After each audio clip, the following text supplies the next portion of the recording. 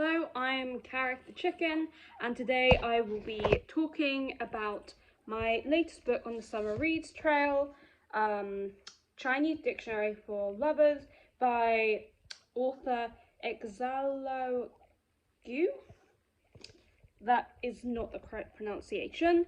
And funnily enough, the book actually deals with this theme really well. So it's about a Chinese exchange student who is 22, and one day she meets an English bachelor who is in his 40s and near 40.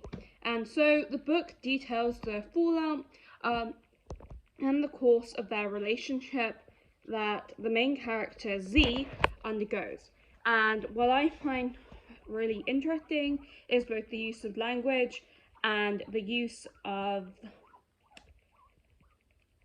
I'm struggling to say the words due to my dyslexia, but generally the format, because what happens in each one is Z recalls a single moment in her day, and every chapter is titled with a dictionary definition of a word that she's learning in English that week. And so the narrative uses English and Chinese writing systems to convey their thoughts.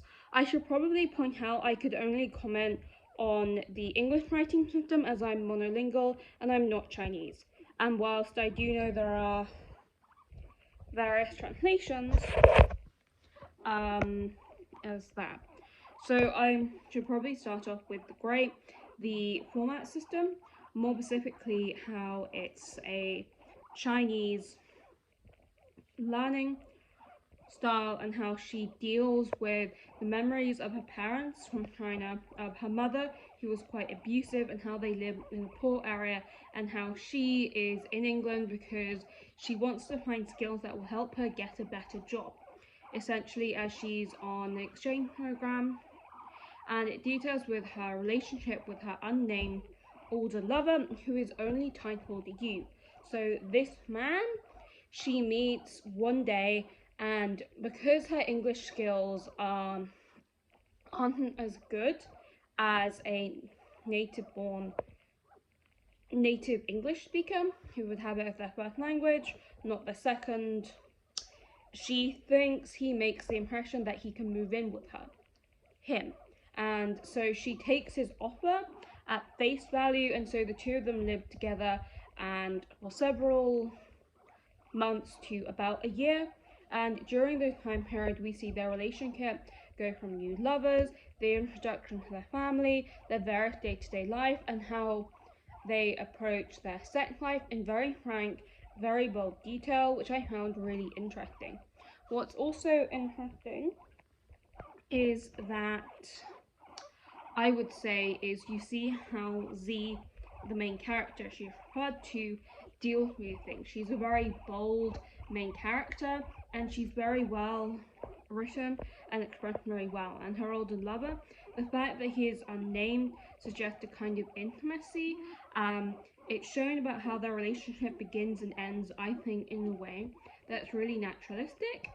And whilst she's very clearly younger and somewhat dependent on him, their different outlooks, more specifically her lover is an older bisexual man who doesn't believe in marriage, and she is a younger woman who is a bit more traditional, and she very much wants a sense of structure in her relationship, but he doesn't, and how their ages and how their integration I think has really worked really well. And one thing I will note is I actually studied this novel as part of world literature, and it was really interesting, more specifically how convention and how this Chinese woman,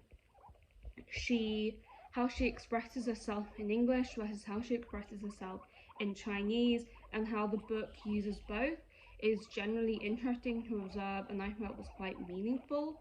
So it is very much a book I would recommend. And also I will note the romance, it does end with their breakup, but the story of how they get there is really fascinating, and I think it's a really unique look at human relationships. So it's definitely one I would recommend.